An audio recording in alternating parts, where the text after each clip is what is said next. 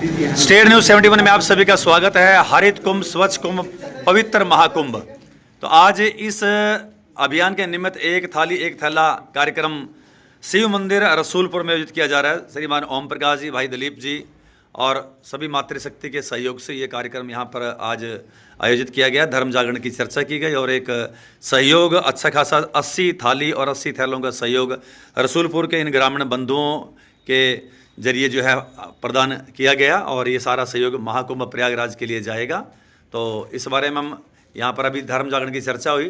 तो दिलीप जी, कैसा महसूस कर रहे हैं? कितना अच्छा है कि इस गांव से भी उस महाकुंभ में अपनी आस्था और विश्वास के प्रतीक महाकुंभ में अपना योगदान जा रहा है, क्या कहेंगे? बहुत अच्छी बात है। तो जी, तो लोगों के प्रति जागृति आ रही है, लोगों को अपने धर्म के प्रति। जी जी, और इस अच्छा इंसान को क्या चाहिए? अपने धर्म के प्रति लगाव चाहिए इंसान। बिल्कुल बिल्कुल बिल्कुल बिल्कुल सही कहा डॉक्टर साहब। पंडित जी क्या कुछ कहेंगे? बहुत बढ़िया जी, बहुत अच्छा लग रहा है जी। जी, आप लोग क्या कहेंगे कि भैया कैसा महसूस कर रहे हैं आप? तो हाँ जी, अच्छे लग रहा है। और क्या कुछ कहेंगे भाई? अपनी आस्था, अपनी थाली संत के हाथ में जाएगी और वो खाएंगे खाना। बहुत अच्छी बात है जी, आप लोगों ने ये कदम उठाया। नहीं, हमको तो पता भी नहीं चलता। पता भी नहीं था, ऐसा हमें भी नहीं पता लगता था कब महाकुंभ गया और कब हाँ जी, बीत जाता था।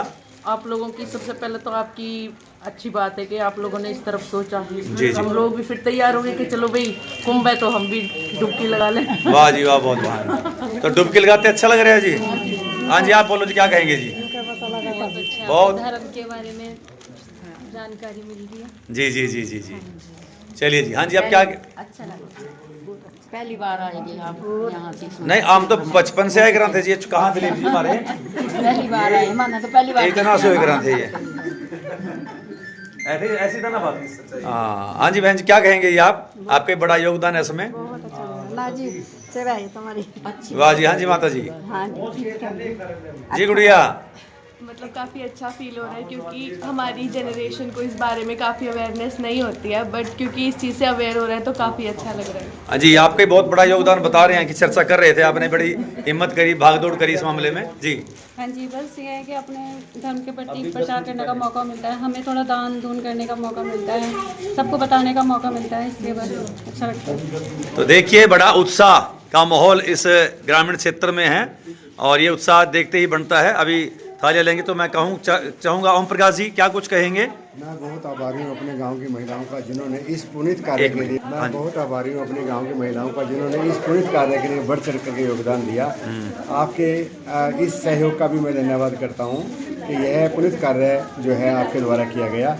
हमारे गांव में बढ़ चढ़ करके महिलाएं जो हैं बहुत ज़्यादा दान देने के लिए हमेशा तैयार रहती हैं। तो इनमें भी जागृति है। ये भी बल्कि मुझे कह रही थी कि हम कुंभ जाना चाहते हैं, कोई प्रोग्राम कीजिए।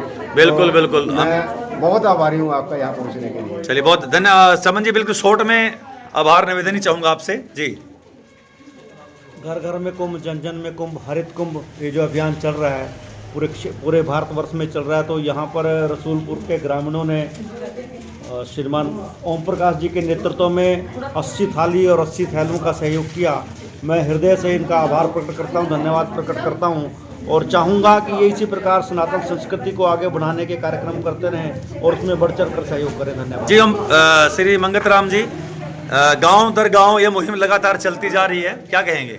मैं सोच रहा था शर्मा जी कि जिस उद्देश्य के लिए ये अभियान शुरू किया गया है वो उद्देश्य सफल होता जा रहा है। क्योंकि जैसे गुड़िया अभी 2 बच्चे कह रहे थे कि हम अवेयर नहीं थे। जी जी, देखिए कितनी बड़ी बात है, इन बच्चों ने जा के ये वो पीढ़ी है जो अभी बहुत भगवान की कृपा पे रहनी है और ये एक बदलता युग है जी जी। इस वक्त। लेकिन इन बच्चों को भी अब पता लग गया कि ये इस प्रकार का कुंभ था और वहाँ इस प्रकार से दान दिया जाता है, उसकी कहानी का पता लगा। तो इससे ज्ञान वृद्धि भी है और मैं इन महिलाओं का और अपने ओम प्रकाश जी का तहे दिल से धन्यवाद करता हूँ कि इन्होंने 80 थालियाँ और 80 थैले, शायद ये पहला गांव है जिसमें इतना बड़ा सहयोग किया गया है। हम इनके आभारी हैं और भगवान से, शंकर जी से प्रार्थना करते हैं कि इन सब पे उनकी कृपा बनी रहे और इनके घर में खुशियां हो, मंगल हो और कुंभ का लाभ यहीं बैठे बैठे इनको मिले। जय श्री राम जी। चलो चलिए, अब सहयोग अब दे रहे हैं श्री चमन जी को जी।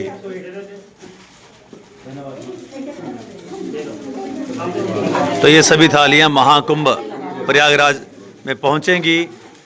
रसूलपुर की तरफ से ये सहयोग 80 थालियों 80 थैलों का सहयोग जो यहाँ पर मिला है।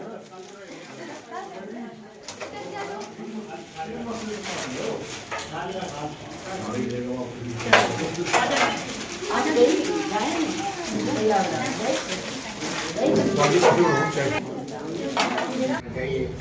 गंगा जी की बात, अगर वो इतना कूड़ा उठा के सारा गंगा जी में दे रहे हैं तो कितना प्रदूषण फैलेगा।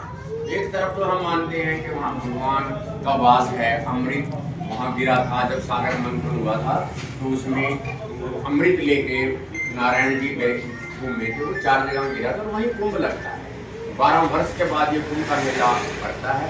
जैसा कि शर्मा जी ने बताया कि अगर ये प्रोग्राम ना होता तो हमारे में से बहुत से बच्चों को और बड़ों को भी ये पता ही ना लगता अभी कुंभ हो रहा है नासिक में। हरिद्वार का तो हमें पता लग जाता है, लेकिन कितनी दूर का हमें ना पता लगता है इलाहाबाद में वहाँ भी कुंभ है।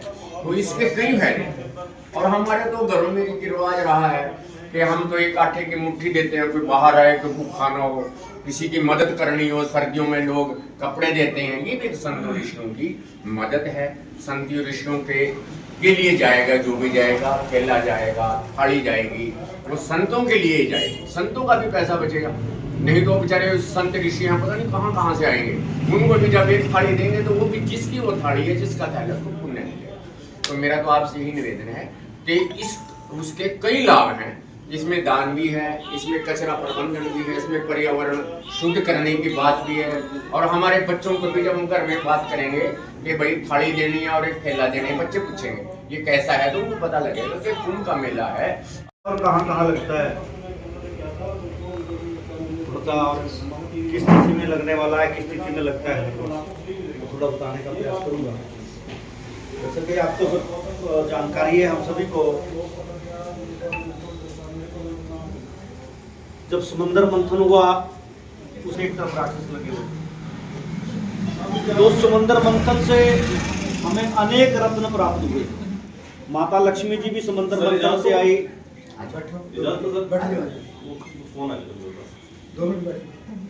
आए, वो सारे समंदर मंथन से निकले। फिर समंदर मंथन से ही हलाहल जहर भी आया, जिसको भगवान शंकर जी ने अपने गले में धारण किया, तब से वो नीलकंठ कहलाए। उसी समंदर से मंथन से अंत में एक अमृत का भरा हुआ घड़ा भी आया, अमृत कुंभ भी आया, जिसके नाम पे ये कुंभ हम कहते हैं। जिसे अमृत कुंभ निकला, एक अमृत का कलश निकला। फिर ऐसा तय हुआ कि इसको दोनों में बराबर बांटा जाएगा, कि दोनों ने मिलके काम किया था समंदर मंथन का। फिर भगवान विष्णु जी ने चाहा कि अगर ये असुर इस अमृत का पान कर लेंगे तो अमर हो जाएंगे और फिर सारे समाज को आतंकित करेंगे, परेशान करेंगे। तो भगवान विष्णु जी ने मोहिनी रूप धारण किया। मोहिनी रूप धारण करके अमृत को बांटा देवताओं में, और फिर जो बच गया उसको अमृत को क्षीर सागर में लेकर जाना था, जहाँ भगवान विष्णु जी का निवास है। वो ले जाते समय उसकी अमृत कलश की कुछ बूंदें छलक गई, घड़े में से कुछ बूंदें छलक गई, और वो 4 स्थानों पर गिरी। हरिद्वार में गिरी, प्रयागराज में गिरी, जिसे पहले इलाहाबाद कहते थे, तीसरा उज्जैन में गिरी, जहाँ महाकाल का मंदिर है प्रभु का, चौथा नासिक में गिरी। तो इन 4 जगहों पे ही वो अमृत की बूंदें गिरी, तो इन 4 जगहों पे ही कुंभ भरता है। और महाकुंभ 12 साल के बाद भरता है। और ये पौष पूर्णिमा, इस बार पौष पूर्णिमा सोमवार से प्रारंभ होगा, संवत 2081, और फाल्गुन मास की महाशिवरात्रि बुधवार तक चलने वाला है।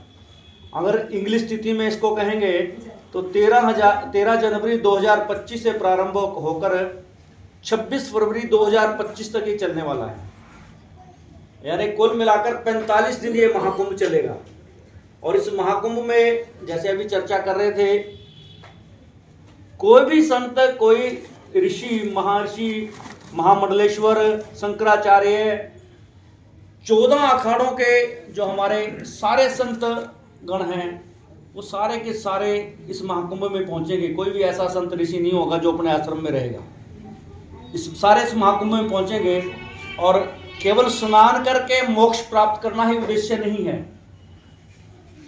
वहां पर हमारी सनातन संस्कृति की चर्चा होगी, धर्म संसद बैठेगी, फिर धर्म संसद में कुछ प्रस्ताव पारित करेंगे, कुछ महामंडलेश्वर बनेंगे।